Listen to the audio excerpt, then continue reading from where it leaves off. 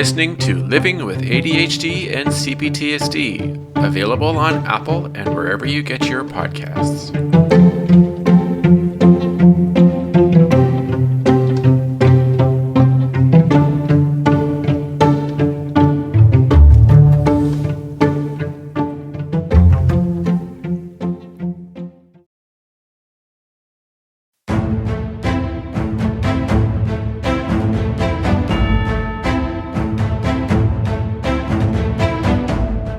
Hello everyone and welcome to another bonus episode of Living with ADHD and CPTSD.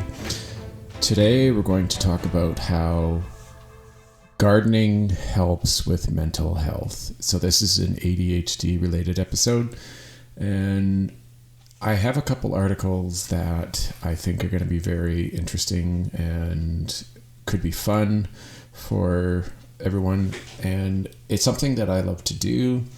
And I do it on a regular basis every day. So I thought I would, talk about this episode, the gardening in this episode, and the benefits that it has for everybody. So yeah, this will be fun. Okay, so I'm going to talk about the first article here, and then I will do a little bit of discussion and then go on to the second article.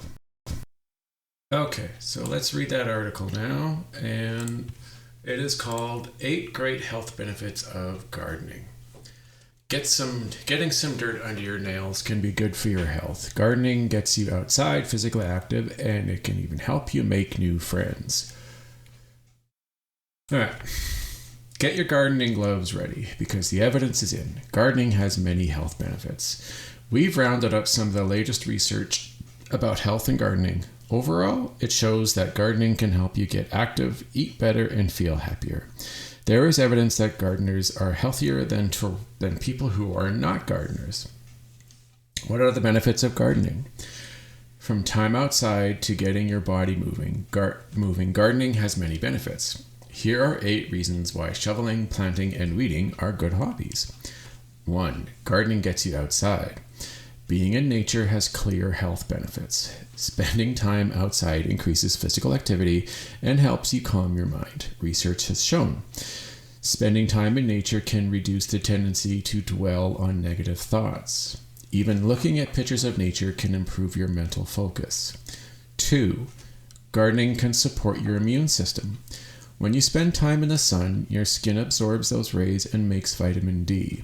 This vitamin helps keep your immune system strong so you can fight off viruses and infections. Vitamin D also helps your body absorb calcium you eat, which helps keep your bones and teeth strong. Gardening is exercise. According to the Centers for Disease Control, light gardening or yard work burns about 330 calories an hour. That's about as much as dancing or more than walking. Gardening can help you get your heart rate up through movement. That lowers your risk of obesity and many related problems like heart disease.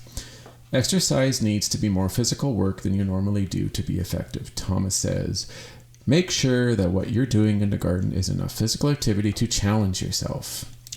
4. Garden work can lower your blood pressure. Moving every day is important for many health reasons. Those who do manual labor tend to have lower blood pressure than expected. He did a study that asked older women to squeeze a simple device with their hands regularly. The device was similar to a gardening tool. After 8 weeks, the woman had lower blood pressure. In another study, women over 80 showed lower blood pressure and less anxiety after working with plants. 5. Gardening skills can help the whole family. School gardening programs that teach kids how to plant and care for vegetables teaches them about nutrition. One study found kids who participated in a gardening program ate more vegetables afterwards. A McMaster University study found that older adults who gardened had better quality of life. Get the kids and grandparents out for a spring day in the home garden and everyone benefits. 6. Community gardens have benefits, like new friends. Community gardening is thriving in some cities and towns. Carving out your own little patch of land in a community plot helps you meet other gardeners. Having an active social life is great for your mental health. Some doctors have even started prescribing social activities, including gardening, for depression and anxiety. We know that activities that have both a social and physical component to them tend to have stronger effects on cognition. 7. A healthy garden keeps you eating your greens. When your next snack is growing in the backyard, it becomes easier to eat fresh fruit, herbs, and vegetables. Growing vegetables yourself also lets you pick them at the perfect time. Ripe fruits and vegetables may taste better than those pale tomatoes from your supermarket. 8. Gardening can relieve stress. Moving your body is good for your mental health. Gardening, specifically, can help you manage stress and mental health too.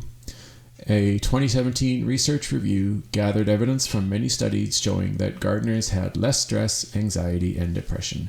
You can click on the review in the article, which of course I will have in my podcast. So, if you're looking for a reason to get your hands dirty this spring, you have 8 of them. Are aches and pains keeping you from getting back into the garden? A physiotherapist may be able to help. All right. So, yeah, I have been active in gardening to some degree for a number of years.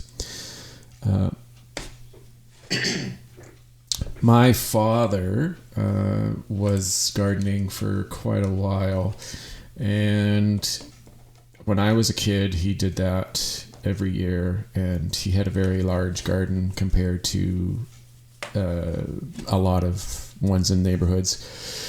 And he grew all sorts of things, like many different vegetables and some fruits, and he still does it today. So he's been doing it for a very long time. And I learned much of my techniques and methods from watching him and helping out when it came to doing gardening and maintenance. And then when I got my own place, I did some flowering, and that was fun. But my ultimate goal was really to grow like vegetables and fruits. So my first, I think it was the second or third year that I was in my new place, I had a small plot of land, and I bought a lot of pots because I obviously didn't have a lot of ground to put stuff in. And I set up a garden, and I grew a lot of peas and beans, and I tried growing corn and zucchini and tomatoes, a whole bunch of different attempts. And I didn't have a lot of success because I unfortunately, as the year came and went, and into September, when the sun's down much lower than in July or June, some of my plants just didn't grow as well, and they ended up dying. But so there wasn't really much I could do about that. But I did get a lot of tomatoes, and I got a lot of beans and peas and some zucchini out of it. So I knew that I had limitations, but I didn't want to stop. So I decided to grow more of the things that I knew I could get instead of attempting stuff that was not going to work. And then when I moved into the house that I'm renting with my girlfriend, we have this area that has an amazing amount of sun. It's a large garden plot. And so we planted a whole bunch of items. And then this year, I decided that I was going to really go crazy. I wanted to plan everything a specific way, and I decided I was going to maintain it really belligerently and religiously, I guess you could say. And so we've got like 6 tomato plants. We've got lettuce, 3 kinds of lettuce. We have carrots, peas, beans. We've got some corn. We've got peppers. We've got cucumbers and zucchini growing. We even have a winery plant with grapes, which is really cool. And so this is all growing, and I'm taking good care of it and maintaining it. And it's something that I enjoy. I love doing it. It's freeing. It's great for my mental health, as the article suggested. And I'm out in the sunshine and getting tons of fresh air and feeling great, feeling healthy and happy and having a lot of fun with it. So it's something that I have been doing for a long time, and I will continue to do it for long time after that, which is so awesome. So I recommend that if you can, that you should get into this.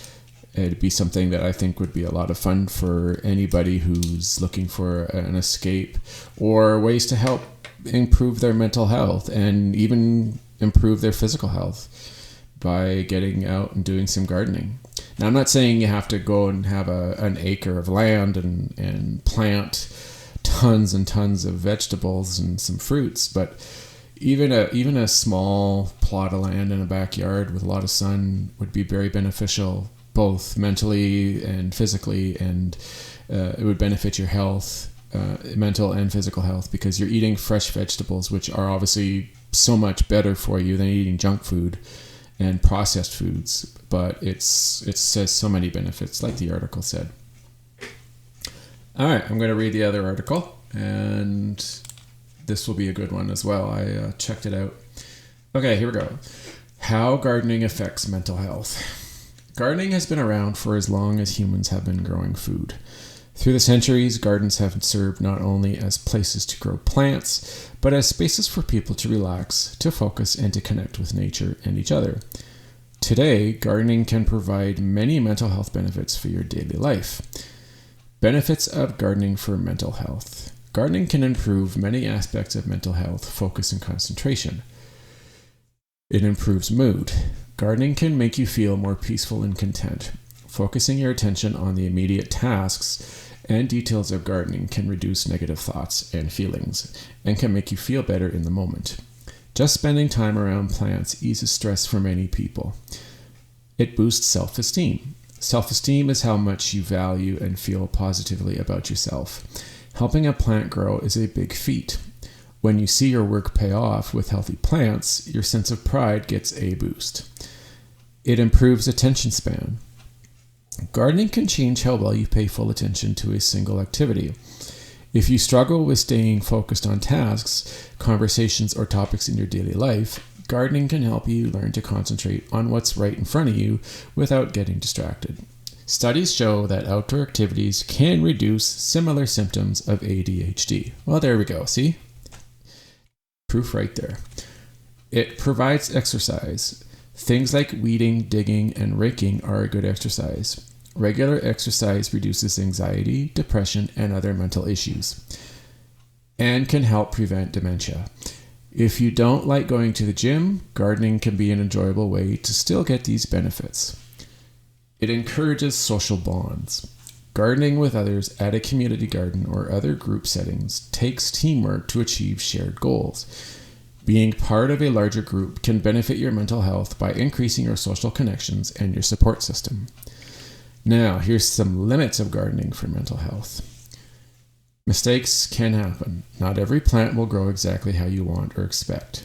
Many common gardening mistakes can lead to sick, wilting, or dead plants.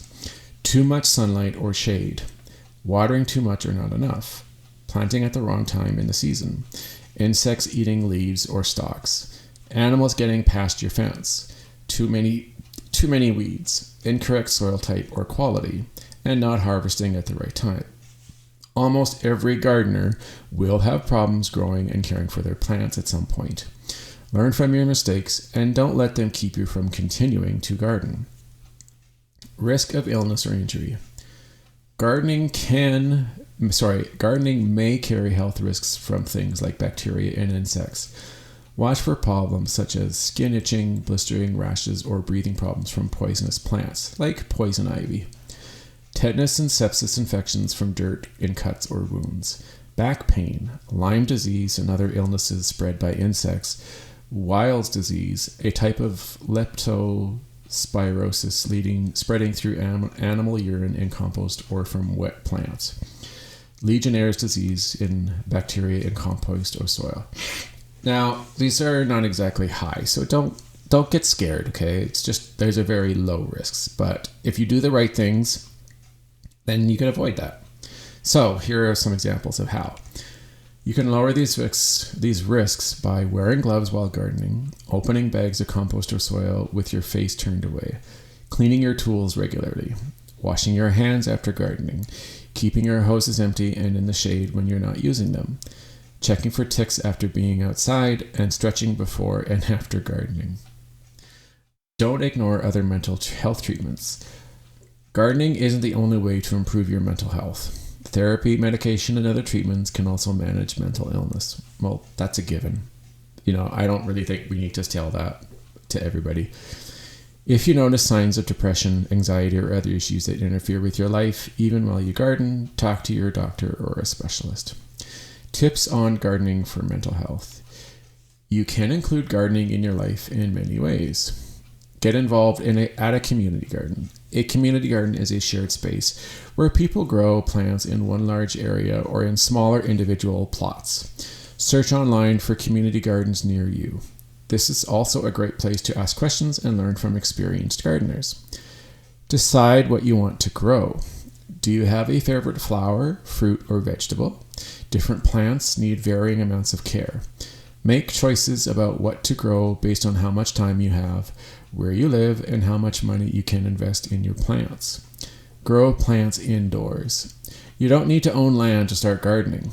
Plenty of plants grow well indoors in pots or planters. All you need is a window or artificial sunlight source, potting soil, containers, and other supplies based on what plants you grow. Okay, that's cool. All right, so it's amazing the benefit that this does.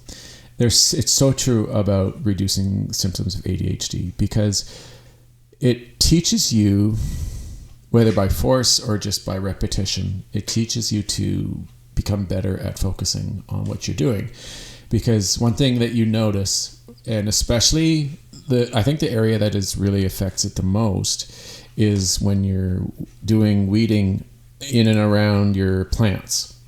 Because as you may or may not realize, when you have weeds and any kind of weed in your garden that are growing around and with your plants that you are wanting to grow, they take up the water and the nutrients that are in the soil that you give them, and it competes with the plant. So let's just say you plant your garden, you put all it in, and then you just let it grow. So you come out every day and you water it, and that's it. You don't do any weeding, and you let it, everything that's growing alongside of it, you just let it go. You're going to come back in a couple months, and you're going to notice that these weeds are huge. Like they could be as big as the plants that you've planted, and they have grown and kind of wound themselves around the vegetables or whatever you're growing. And you'll probably notice, especially if you have experience, that the plants that you have planted either didn't grow very well and you're not getting much out of them, or they didn't grow at all because your weeds have taken much of the nutrients out of the ground, and it soaks up the water before the plants that you have planted can get the water, which is the fuel and its source can help continue making it grow. So you need to get in there almost right from the beginning. When you start planting and watering, you need to maintain this garden by getting in there with weeding tools, or just using your hands and getting in there and removing all the weeds. Now, sometimes it can be difficult determining, if you don't have a lot of experience, determining what is a weed and what is your plant that you're growing. Well, in this day and age, we have the internet. We can search. There are many different apps that you can use on your phone that you can take photos of the actual plant and the growth that you have. And it will, determine what it is, and it can give you like updates on its health. It can tell you if it needs more water, if you're watering it too much. It can give you tons of advice on how to help it grow so that you get the maximum benefits out of it. And at the same time, you can identify the weeds, and then you'll know what to pick. And eventually you get to the point where you don't need to worry about that. But having the app is a great way of helping maintain and make sure that your garden grows at its highest proficiency possible. So you get the tools in there, and you delicately, you don't want to go crazy. You're not raking and digging, obviously. You're skimming the surface and to remove the weeds, because you don't want them competing against your plants. And you're going to find, like when I was talking about the improvement on focus and concentration, is you learn that you have to be vigilant, and you really have to be looking, and you have to be taking your time. You can't be quick, right? You can't just like look quickly and go, oh, okay, well, we're done. If you gently move your plants around and you look closely, you will surely find weeds that are growing. They could be extremely small, so they're just starting, and you got to get rid of them. They could be a week old or 2 weeks or whatever, and they're like super close to the roots of the plant, so it's difficult to tell. And weeds often, of course, want to be growing close to the source, because that's where the water is being sucked up by the plant. So you got to be keeping a close eye, and you got to get really in there, being gentle, and you got to remove these weeds sometimes by hand in order to clear out, because you want your plants to only be the only source for the nutrients in the ground and getting the water. And you got to look everywhere, and you got to maintain. So like if you're growing peas or beans or cucumbers, and you don't exactly have a ton of space, you're going to need things like trellises, or you're going to need to have like a growth area for a climbing wall or climbing fence for the peas or the beans, because if you go up, then it gives them aeration and proper ability to grow, and then you have easy access to the plant or the vegetables or the fruits that are growing on them when they're ready to be picked. And it's easier than having to move them around constantly as you're picking them off the ground.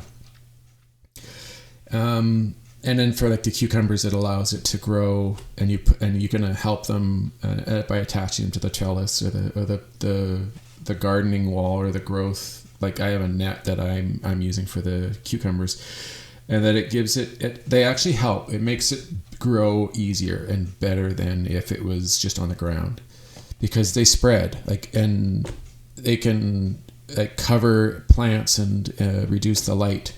So it's amazing. It really improves your focus ability, and you get better at it, and it will reflect in other things you do in your daily life. So gardening is an amazing way to get benefits. Like it definitely improves your mental health. It calms you down. You feel way less stress. Your anxiety levels can go way down.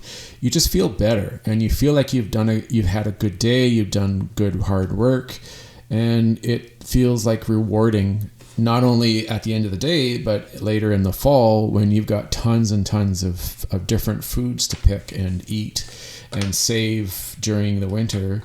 It's an amazing reward that benefits not only yourself, but people that are in your life. And it's such a rewarding experience because it motivates you to do more and to help more. And the next year you have this inspiration and you're motivated to try and do more and grow more and maybe increase the number of plants that you have, or to improve your talent and your skills. It's an incredibly motivating way of helping you in so many different aspects of your life, especially when it comes to your mental health.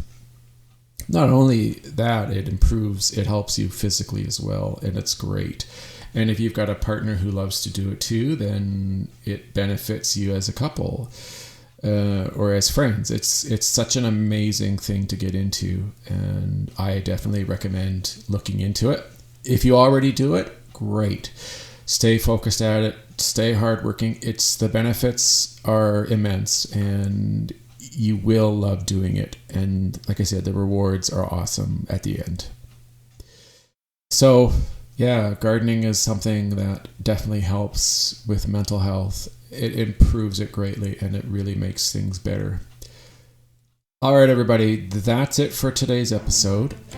This is a bonus episode, of course. I hope this was informative and fun to listen to.